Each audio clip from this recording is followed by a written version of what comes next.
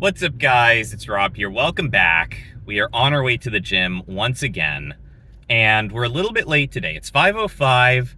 Ideally, we would already be at the gym if it's 5 o'clock. I try to leave so that I get there at 5, and we're running a little bit late. And of all the days to run late, this is not the best day to do it because I've got some guys coming over at 7:30 to play board games. And so I like to do these board game nights I would like to do them once a week. I end up not doing them as often just because it's a scheduling thing.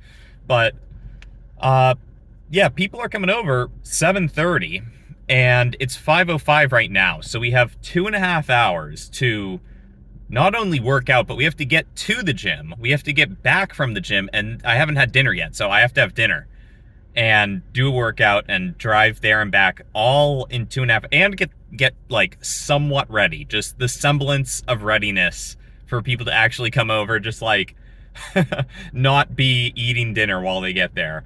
I need to be like semi-ready for it, just like have some games ready to go and all that. So I've got 2.5 hours, less than 2.5 hours to do all that. I think we can do it. I mean, obviously the time is going to come out of the workout because I can't speed up driving any more than I am. Dinner, that was always going to be like a quick 30-minute thing. I'll just pick up some, probably Chipotle on the way back home and scoff that down. And that'll be nice. I love Chipotle for that. Like, they're quick. It's really good food. It seems to be pretty healthy, all things considered. I don't know what the actual ingredient list looks like, if there's anything weird on there, like maybe there's some seed oils or something, but I think for the most part Chipotle is pretty healthy, and so I love it for that. It's just like it's like a fast food that I don't feel guilty about eating. I used to do McDonald's a lot because they had on their app such great deals.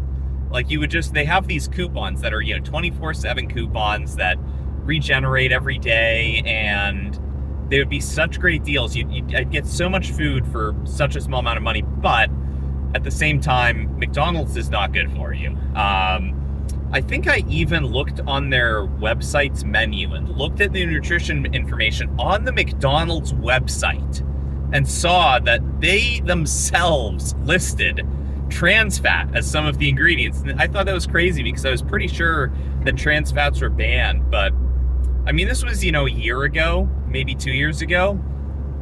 So maybe they've changed it by now, but some menu items, I think like the McChicken might have been one, and maybe the Big Mac, maybe not the Big Mac, but some of their foods had trans fats. And I just thought it was weird because I remember being a kid, a lot of, like, there was a big deal made about trans fats being banned so that places couldn't give you trans fats. So I don't know what McDonald's is up to. I mean, it's on their website. It was the McDonald's. It wasn't some third party what's in this food. It was McDonald's saying it. So I can't imagine it's actually illegal, at least not the types of trans fats they have, because they probably would have done a much better job of hiding it if that were the case.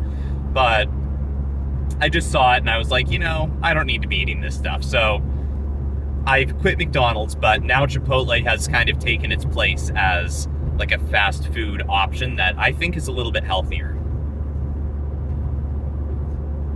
And yeah, so we're gonna do a workout. It's gonna be leg day. It's Thursday, and it'll probably have to be quick. I mean, we're not gonna get there until like 5:40, and that maybe if we work out then for like 45 minutes, an hour, it's like 6:30, 6:45, and I mean, then 30 minutes like to get back home and pick up the Chipotle possibly, and that leaves me only 20 minutes to eat. So we're gonna have to do probably yeah, like a 30 to 40 minute workout. It's gonna have to be really intense. I'm glad that I'm thinking about this now on the way there, so that I don't kind of lollygag. Like, I'll take my time a lot of the time if I'm doing a workout. I won't be pushing myself to the max, because typically there's no time limit, and I feel that it's better to kind of pace myself during the workout, and that I end up doing more exercise over the course of 2 hours than I would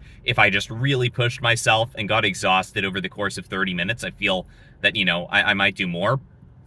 Not that I typically stay for 2 hours. Usually it's somewhere in between 1 to 2 hours. It's typically like hour 15, hour 30, maybe an hour 45. It's usually somewhere in that range. So that's what I'll typically do. But today I'm going to have to just pedal to the metal, just really work out as hard as I can. Like instantly, as soon as I get there. I'll warm up a little bit, obviously. I don't want to hurt myself on a mega squat or something, but I'll pace myself for the first 5-10 minutes, and then like we're going all out. So leg day is not a good day to go all out on, because I mean, for me at least, if I work out my legs too hard, it might just be because they're the biggest muscles in the body, but I actually get a little headache if I just do too much leg workout. And that's happened to me several times. And now I've gotten to the point where I can kind of feel it coming on, and I stop myself from like pushing hard enough to actually get a headache. I'm sure it's just something like, I'm exerting a lot of force and really pushing hard through my whole body. And that's just causing a lot of blood pressure buildup. And, my head is probably, your brain is probably one of the most sensitive areas to that. So I assume that's what it is. But I try to avoid it nowadays. So leg day is not going to be ideal to go all out on. Maybe we'll try to do more of an endurance thing, where instead of doing super heavy weights, we'll just do as many reps as we can with relatively lightweight, so we don't get that. I'm glad that I have this time to just completely plan out what I'm going to do. We'll probably do let's do some goblet squats. That's where you hold a dumbbell in your hands, and I won't do the motion. I got to keep some hands on the wheel here, but you basically hold a dumbbell in your hands, you keep your back straight, and then you just do squats essentially. But it's obviously much lighter weight since you don't have a bar on your back, and you're typically not going to be holding a super heavy dumbbell. We'll do that. That's a great kind of like, it's a free weight exercise, and I like those a lot more than using machines. I mean, I will use machines, obviously. Every now and then I'll mix some machines in, but the free weight exercises just seem so much more useful to do, because they're actual things that you might encounter in real life. Like, they're actual motions that you might do. Whereas the machines, yes, I mean, they're technically the same motions, but you're not using any of the stabilizer muscles, right? Because the machine is basically, depending on the machine, the weight moves on a track in a one-dimensional way. And so you're just using certain muscles. You're not like keeping the weight steady or anything like that. You're just exerting force and chest pushing. And so for that reason, I feel the machines are a little bit less useful in terms of building your body up to be able to take care of everyday tasks and things that you need to be able to do. Or if you ever were in a tough situation and had to be really physically fit, I mean, sure, you'd have some of the raw strength, but you wouldn't necessarily be as agile or able to control what you were pushing, because all those stabilizer muscles wouldn't, have been trained up, at least not as much as if you did free weights. So I vastly prefer free weights. I'm pretty much always doing free weights. I mean, every now and then there's a good machine. And if there is a machine, it tends to be a cable machine, so that it still kind of emulates, like, in a way, a free weight, because then it's not on a track. It's just you're pulling something down from a certain point. And there is an aspect to that of, probably less stabilization work, but all things considered, it's worth it. You can do some good stuff with cable machines. It's actually really been great for my arm. Using a cable machine, back when I broke my arm like a year and a half, 2 years ago, it was actually almost exactly 2 years ago that I broke it. It was on St. Patrick's Day, and we're coming up on that in like, maybe it's tomorrow, I don't know. But it was on St. Patrick's Day. I was at a rock climbing gym. I fell, I broke my arm. There's videos of it on my old channel. And, I broke it.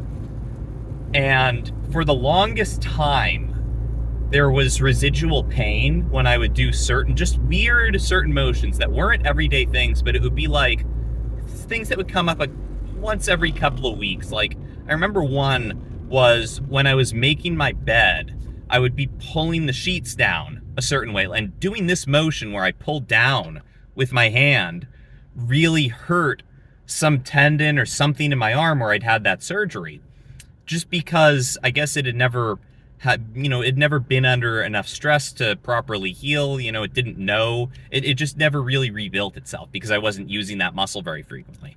And so what I started doing with these cable fly machines was I would figure out, okay, what motions are hurting my arm? And then I would reduce the weight to pretty much the lowest it could go, or essentially the most that I could handle, which was the lowest it could go, without feeling much pain. And I would just do that exercise every workout. So 5 days a week I was doing that exercise. That would slowly up the weight. And now it's gotten to a point where I hardly have any pain at all.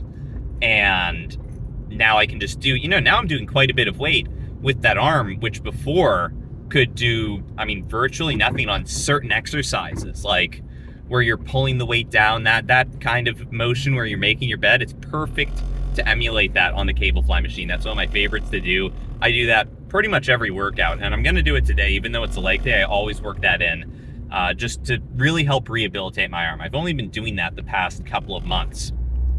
And before that, my arm just had this kind of chronic pain, you could call. It wasn't constant because I wasn't always doing those motions, but it was just a pain that would crop up whenever I did stuff like that, or whenever I did, any kind of thing that wasn't typical with my arm. And so just working that out has really, over the past couple of months, almost completely eliminated it. I anticipate that over the next few months, it will be completely eliminated.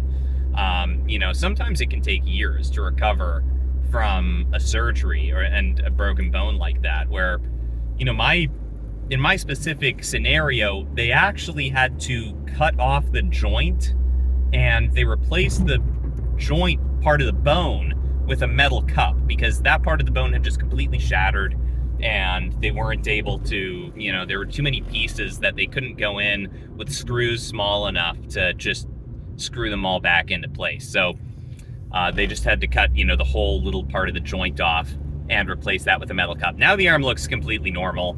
There are some scars on it where they did the incisions to get in there and do the work, but all things considered, that turned out pretty well. Compared to what could have happened if, we didn't have that kind of technology where they could do that kind of a surgery. That joint just wouldn't be working and I'd have a dud arm. But now, my arm is probably 95%, maybe 90% as good as my non-broken one. The left arm is the one that was broken and it was always not quite as strong as the right arm. It's just natural. Right hand is my dominant hand, so it was naturally just not as strong. And now, though, I'm just very glad that I've gotten it to a place where it's pretty much just as good. It's, I would say, at its old full strength, which is great. So I'm very happy with that. And that was just so lucky that we were able to, actually do something to replace the joint, because it would have sucked to walk around with an arm that was just stuck like this all the time, because seriously, I could not move my arm much more than this. Like, that was about as much as my arm would move before I had that surgery. And even after I had the surgery, it took a very long time for the inflammation to die down and for my arm to get its full mobility back. Now it's like, it can do everything. It does full motion, pretty much. It's lost a little bit of flexibility compared to my right arm, but all in all, it's pretty good. So I'm very grateful for that. And now we're just stuck in traffic. We're about to get to the parking lot. And so I'll cut it here, but hopefully you guys enjoyed hearing that story about my arm. I'll see you in the next one. Bye.